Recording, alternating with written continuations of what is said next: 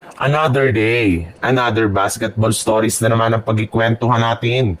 At ngayon nga ay ang pag-uusapan natin ang balitang pagiging starter na ni Jared Vanderbilt sa Los Angeles Lakers. At ang balitang pasabog nga daw ni Coach Steve Kerr sa Golden State Warriors.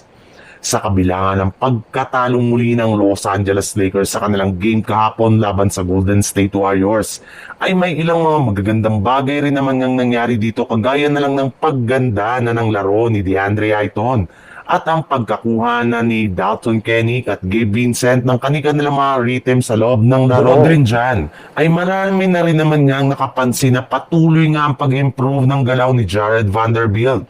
Hindi lang sa depensa kundi pagdating na rin sa opensa.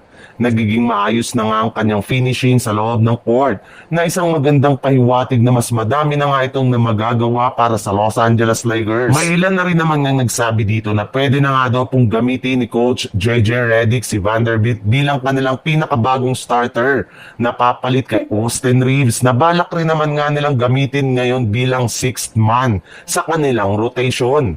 Sa ganitong paraan nga ay mas matutulungan ni Vanderbilt si Luka Doncic pagdating sa depensa na siyang posibleng maging difference maker sa kanilang mga susunod na laro ngayong season. Sa ibang balita naman, simula nga na makuha ng Golden State Warriors ang kanilang pinakabagong center na si Al Horford.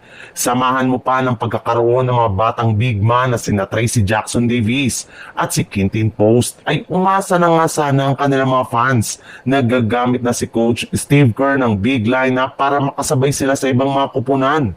Ngunit sa kasamang palad, na mali nga sila ng akala dahil hanggang ngayon nga ay hindi pa rin tapos si Steve Kerr sa paggamit ng small ball rotation matapos gamitin ang kanilang starting five kontra sa Lakers na sina Stephen Curry, Brandon Podziemski, Moses Moody, Jimmy Butler at si Draymond Green.